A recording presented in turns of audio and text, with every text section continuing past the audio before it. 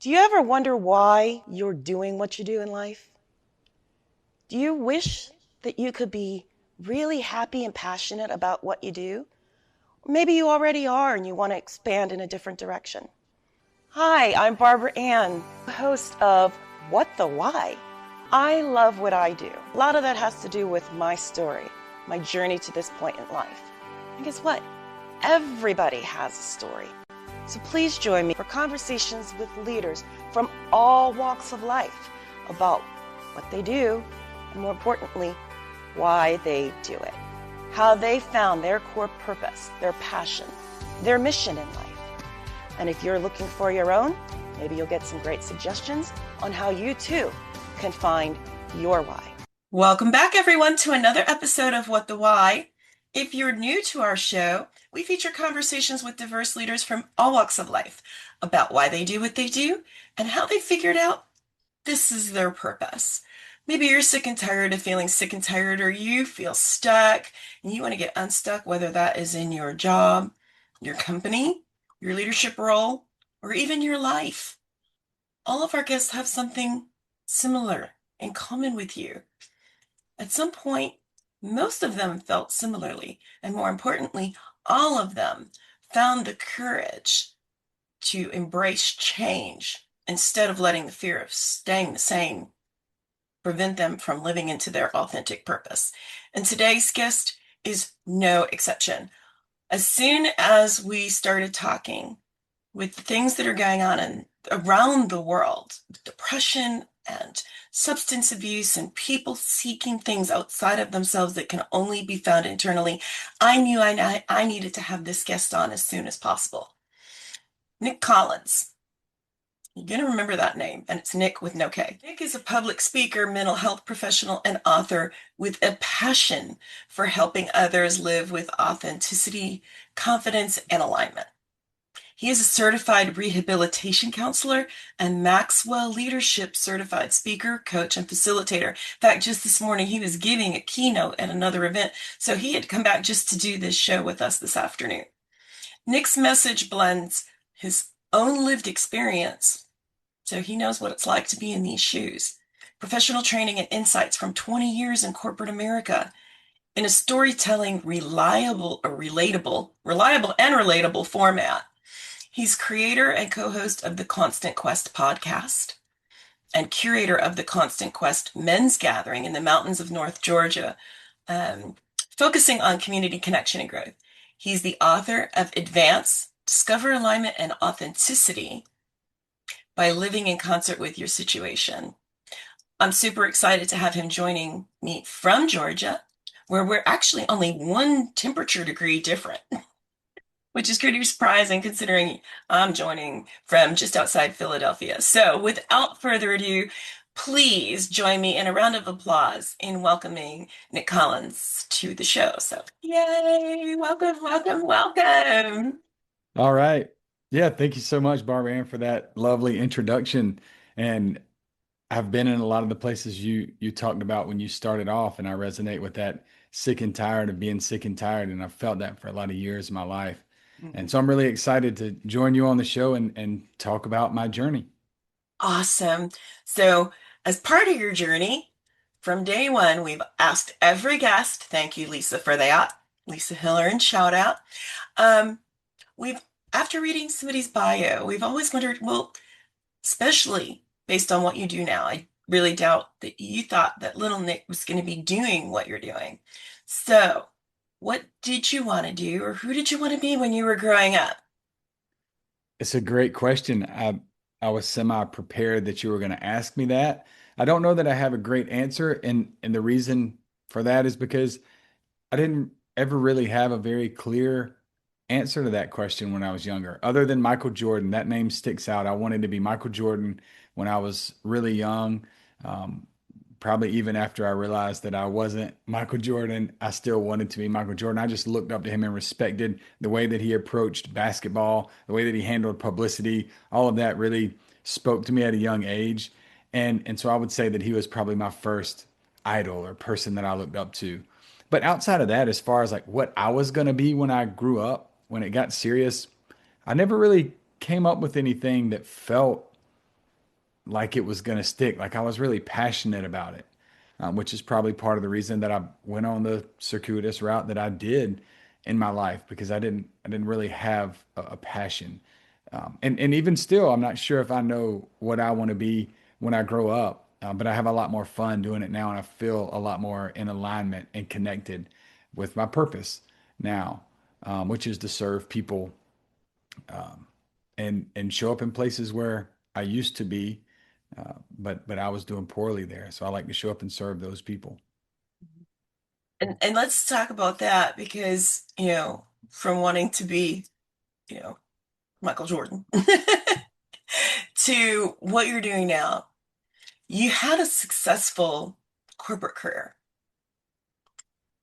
but it wasn't what you wanted to do. So let's talk Mhm. about how you went from that kid to this person that's helping other people transform their lives. Yeah, I think there was a lot of indecision. Even when I graduated college, I didn't really know where I was going to go or what I was going to do. I ended up graduating with a degree, no offense to history and political science, but essentially just to graduate. And I found out that I could write pretty well. And so I signed up for a major that had a bunch of essay question tests. And so I got out of school and I still didn't really know what direction I was going to go. I ended up calling a friend's dad who was in manufacturing and distribution and got a job with him sweeping the floor, ended up driving a truck, working at the counter in the warehouse and just sort of moved my way up. That's the only company I ever worked for 18 and a half years. Um, but it was successful by a lot of measures. I think that we have the opportunity to define success the way that we want to define success. My definition of it has changed drastically over the years. For a long time, I thought it was surrounded by money, status, the way other people thought about you, the things that you had, the amount of money in your bank account. Well, I had enough of those things, but I never felt good. I never felt fulfilled. And so I often say that the corporate world took my soul.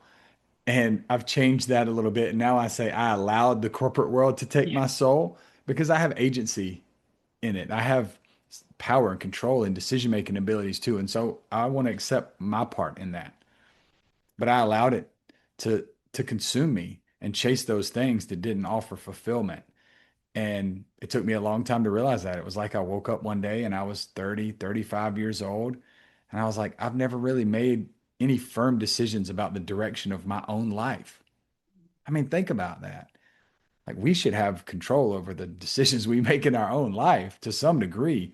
And I felt like I just kind of followed the path, so to speak. And I woke up and again, it treated me well. I got raises and promotions in different positions. And so it looked from the outside very, very appealing. And there were benefits to it. I'm very grateful for those opportunities. But I wasn't fulfilled. It didn't offer meaning and purpose in the way that I felt like in my soul, like I want and I need to have. Let's talk about the pivot Yeah, because while you weren't feeling those things, you were looking for ways to soothe in other ways. for sure. Yeah, I kind of leaned into what the lifestyle of being in that environment offered, which was a lot of work, but also a lot of play, a lot of entertaining, and then ultimately a lot of substance use. Probably a lot of masking of not being happy, a lot of masking of not thinking that I fit in and trying to compensate in other ways, insecurities, just not knowing who I was as a person. And so I ended up really, really depressed. I mean, I would literally come home most nights and just cry myself to sleep.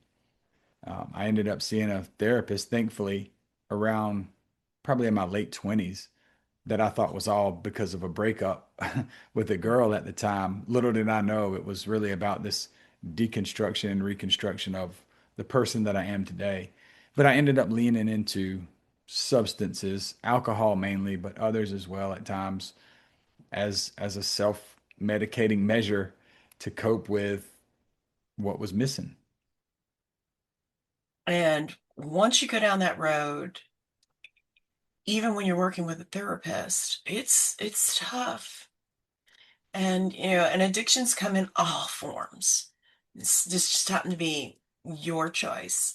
And so many people out there whether as soon as you put hyper in front of it, whether it's hyper spirituality, hyper exercise, like exercise bulimia, I mean, whatever it is, it's all that search for what fulfills you. So how did you figure out there's got to be a better way? Yeah, you're exactly right about what you said. I mean, and a lot of times the the core issue isn't the substance use or the substance of choice. Is something else that we're trying to compensate for. So if we peel back the layers, there's usually something there from childhood or a traumatic experience or some other repeated belief, limiting belief about ourselves or insecurity or something like that. But for me, I realized, see, in college it was fine because in college everything's fine. Nobody really, it didn't ever feel like people were judging me. It was like you could just show up and do whatever. But then I didn't never really grow out of that type of behavior. Said yes to everybody all the time for everything. I wanted to show up for everybody. And I think that was insecurities. I wasn't comfortable with myself. I didn't think I would have friends if I said no, you know? And I had to compensate in all these ways. And so I'd show up and be the life of the party and drink and buy a motorcycle, boat to make sure somebody would love me back, all those kind of things. Um, and so I started to know that substance use was a challenge when I would be drinking 4, 5, 6, maybe sometimes 7 nights a week. And then it became habit. And it was just what I did. I would drink alone. I would drink at the house. I would fix a drink before I drove to dinner and I would drive with it in the cup holder and then drink at dinner. And so it just became what I did. And then it was really hard to undo that. I didn't understand, how to undo those behaviors at the time. I didn't have any tools or skills. A lot of us don't. I mean, I was coping with what I was coping with the best way that I knew how at the time. And I don't blame my former self for that anymore. I did for a while, but I don't anymore. But that happened for a long time. Like I told you, I saw a therapist. I started in my late 20s. I was seeing a therapist for almost 10 years. Um, just learning about myself, self-discovery, self-understanding, growth, coping mechanisms, tools, all of those things for my emotions, because I'm an emotional man, and that's really hard. It can be really hard. And and it wasn't until I was 37 years old when I got pulled over and spent the night in jail for DUI. And I just remember laying there in the jail cell and just knowing that there's more to it than this. I had done so much work on myself and had so much growth in ways that I knew maybe other people couldn't see, but I knew that I was on the right trajectory. But I just knew that there was more than that. I knew I wasn't living up to my potential, that there was still something left. And alcohol was that thing for me. And so the first practical idea that I remember having laying in that jail cell was maybe I should take 2 weeks off from drinking to just make sure my priorities are straight. I gave myself 2 weeks. I was like, that's fair. That's longer than I've been in probably 20 years since I was 17 years old. So I made it the 2 weeks and I had a work event that weekend in Hilton Head, South Carolina at the Heritage Golf Tournament. Everybody from the East Coast of my company was coming. We were entertaining customers, big party environment. And I made it. I was probably the only person there that didn't drink. And I said, okay, I can do this thing. So then I made it to my court date that was a few months later. And I didn't know what was going to happen. One of my charges was a felony. I didn't know if I was going to lose my license, lose my job. I didn't want my parents to find out, all those things. So I made it to the court date. They reduced the felony, gave me a bunch of fines, and they gave me 50 hours of community service and 6 months probation. And so I said, I can make it until I'm done with the hours. I can make it until probation. By this time, it had been 9 months, 10 months. I was like, what if I can make it 1 year? Oh my gosh, without drinking alcohol. And so I got pulled over on April 13th, 2019, Barbara Ann. And yeah, so just over 7 years since the last time I took a sip of alcohol. And that's just how behavior change can work. Mhm. And it's really important to note that you were already on a journey, and before we booked this show, we did talk about there's so many different resources out there, and not everything works for everyone, and not every Yeah. program is the same. I had shared that programs in some areas that thousands and millions of people have gone through life changes, and I know other people who, um, for a variety of reasons, in different programs, whether it's been, I don't want to call anyone out specifically, but NA, AA, other Al-Anon, all kinds of programs. For some, that's not the best healing tool. For some, they end up feeling stuck, always thinking that they're on the verge of relapse, and then they self-actualize that. And but for others, that is a powerful way for them to move forward with purpose. Um, the difference seems to be when you become that thing. And so let's talk about Mhm. how you pivoted. There's so many different ways you could have gone with this, but you decided to go and become a certified rehabilitation counselor. What prompted you?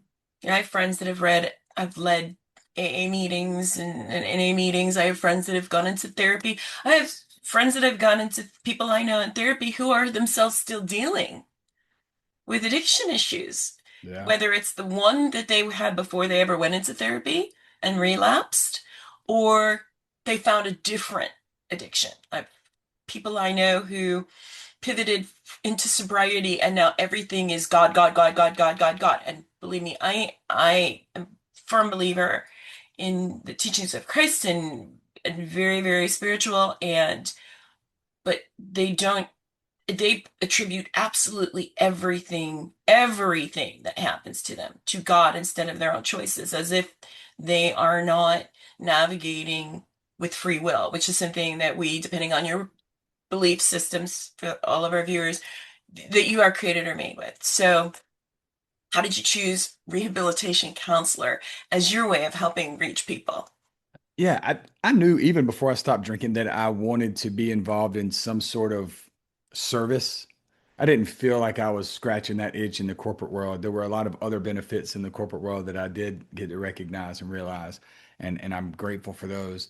But I always felt like I had more to offer from a human to human perspective, a service perspective. And so, probably based on my experience in therapy, it made sense for me to pursue being a therapist and becoming a therapist. And so, um, that was in the back of my mind, but it wasn't until after I was pulled over and had not been drinking for a couple of years that I actually had the ability, the clarity, the confidence, the energy to make the leap to go back and get a master's degree at 40 years old to become a therapist. And yeah, I think in a lot of ways it was that I saw the younger versions of myself and I saw a window of opportunity to serve young Nic, and current Nic. I mean, and future Nic. I mean, that we're always evolving in some way. I'm not saying that I'm absolved of any issues at this point. We all have them forever.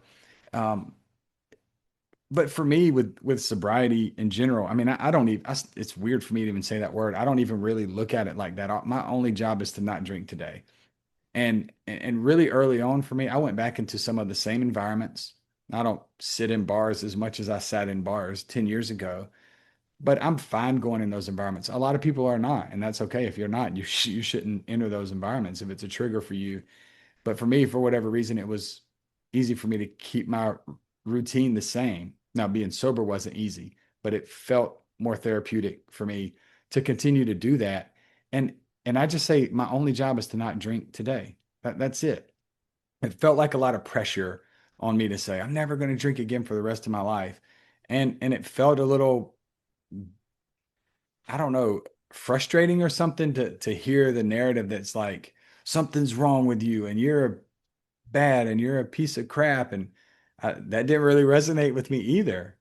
And again, some people it does. I mean, that's cool.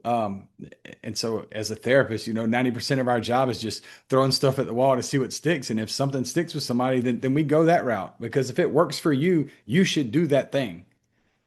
I mean, that's my opinion on pretty much anything. If it works for you, diet, exercise, whatever the thing is, if you feel like it works for you, you should do that thing and have confidence in that. This was just my route. But sobriety, substance use, all of those things, they don't define me. They're a part of my identity, a huge part of my identity. And they've informed the person that I've become in a lot of ways. But I'm Yeah. not bound by that.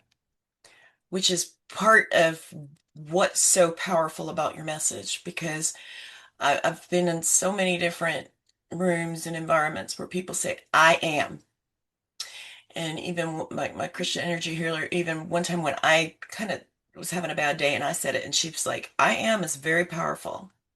She said, you experience, you're going through. She's like, you've been, but I am.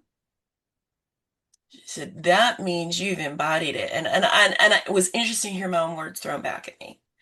And Mm, to your point, the therapist in you says, do whatever works. The coach in me says, do whatever works as long as you're using positive self-talk.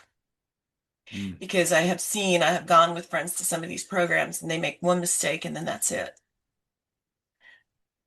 And then they beat themselves. No one can judge ourselves better than we can judge ourselves.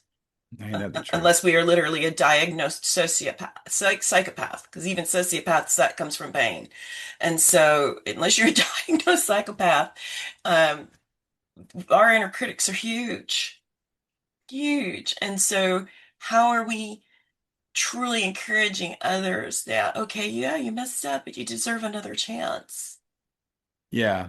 Yeah, I like that adder that you put on there, and I would agree. I was a pretty habitual negative self-talker. Still am guilty of it many times now. I used it as a motivator. I used it as a motivator for a lot of my life. Like, you're never going to be good enough. Get out there and run, or whatever the case is.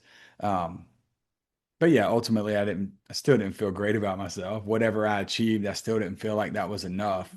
And did it help me achieve some milestones in my life? Maybe so. But yeah, for long-term mental health and well-being, was it sustainable? Probably not.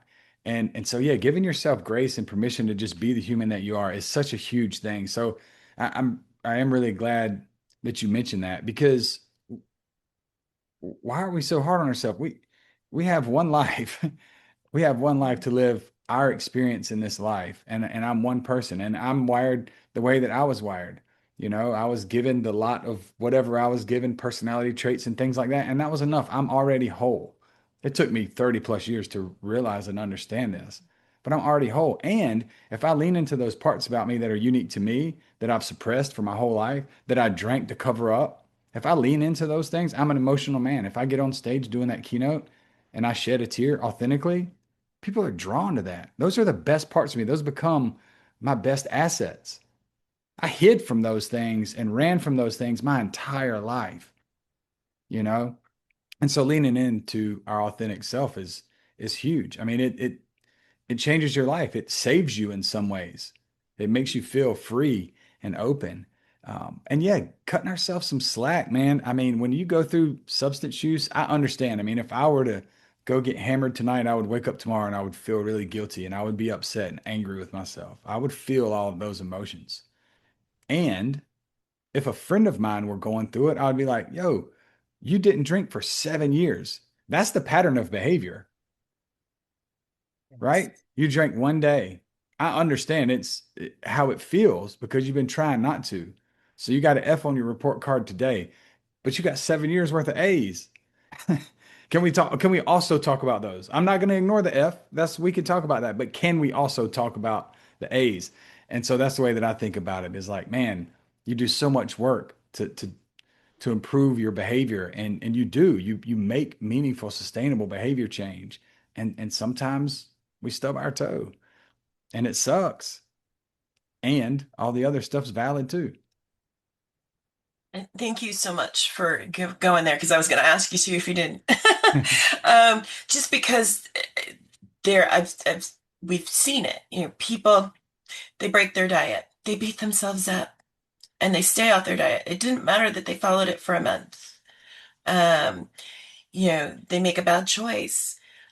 We would never treat a friend, and hopefully not a child, the way we sometimes talk to ourselves. And I think changing that inner narrative is a huge part of it. And that's a huge part of your approach, with storytelling, with your own examples. So let's talk about you and your practice and your podcast and your book, and how you are, because while this is a problem across the board, you know, social media makes light of the fact that there really is a crisis in men's health.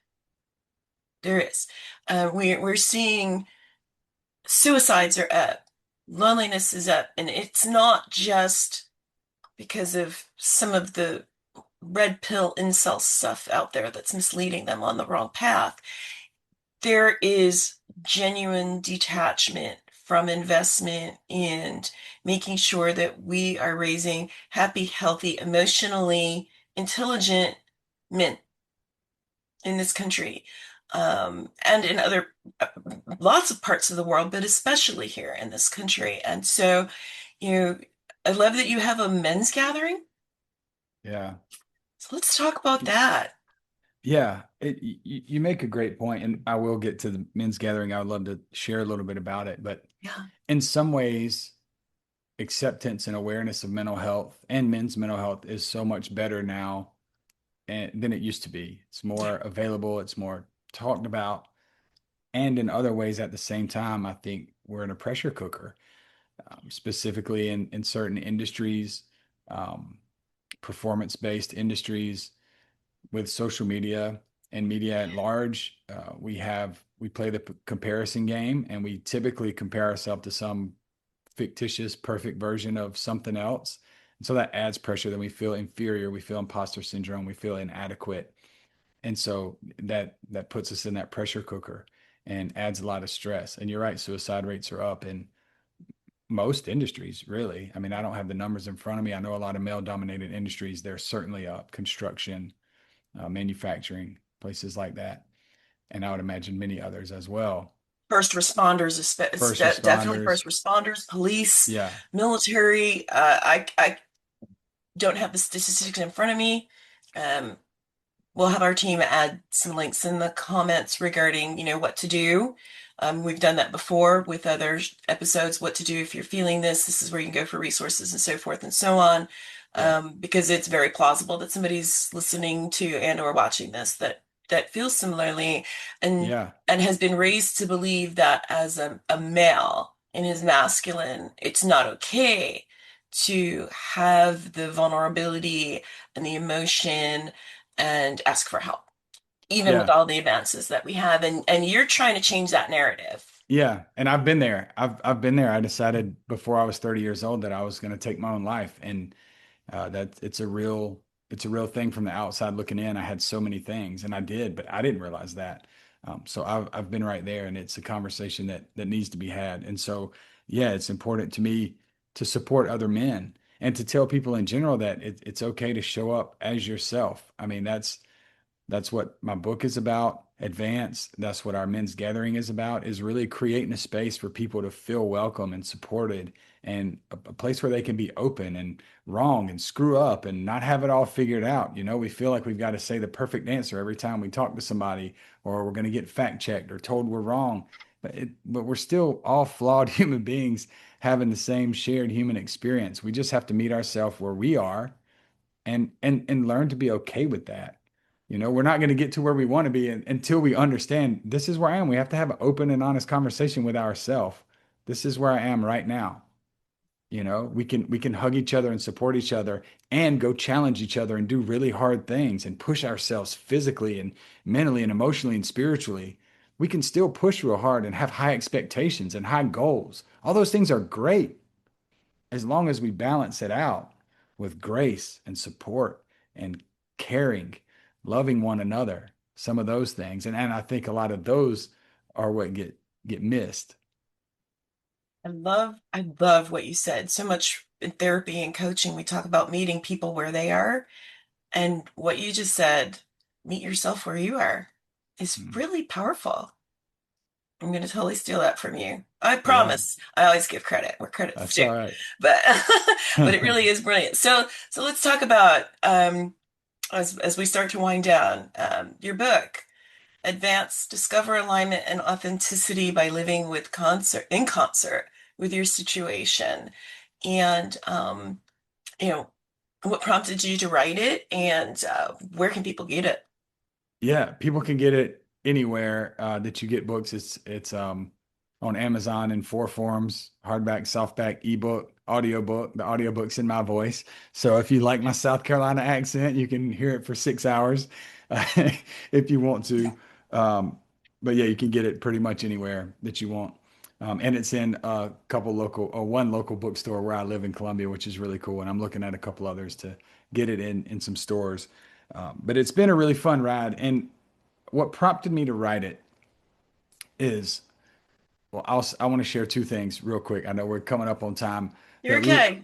okay, the living in concert with your situation. I came up with this idea when I was on a 2 month van trip across America.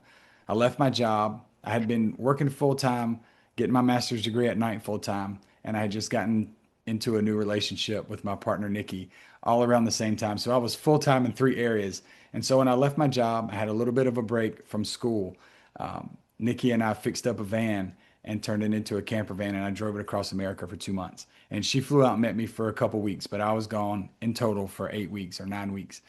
And I came up with this idea of living in concert with your situation because I played a lot of music. I brought my guitar. I listened to a lot of music, went to some shows, and I just thought about how connected to everything we feel when we're listening to our favorite band and our favorite venue. And if Nikki's with me, with our favorite person, we just feel like we're right where we're supposed to be when we're supposed to be there, right in the right moment. And we just feel alive.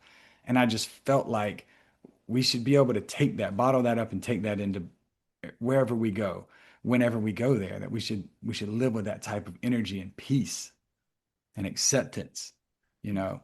So that was where that phrase came from, living in concert with your situation. So I wrote the book on the premise of one quote, and it was by a guy named Eckhart Tolle, or at least it prompted the writing of this book. The book that changed my life at a very pivotal, at a very, very, very crisis moment in my Man life. Search for, or not Man Search for Meaning, that's Viktor For me, Frankl. it was a good, yeah, a new earth. Yes, okay. Um, Yeah, so Eckhart Tolle, he's an existential philosopher, teacher, theorist, but he talks about this concept of the difference between our life and our life situation, Mhm. because we all have stuff going on out there that we're going to have to get to at some point. But do we let that rob us of what we're doing right now? The only thing I care about right now, Barbara Ann, is having this conversation with you. Yes, I have people to call back, emails to answer, dinner to prepare, boom, boom, boom, whatever all the things are. We all do. But can we show up in the present moment? And the quote that he said that I based my book on was, forget about your life situation and pay attention to your life. Your life situation exists in time, but your life is now. Your life situation is mind stuff, but your life is real. I get chills every time I say that. But I heard that quote from him, and I just thought about the fact that so many of us show up with masks on because we feel like we're supposed to be doing something else. And I did the same thing for 20 years. Like, man, what if we just showed up as ourselves and accepted that that was enough?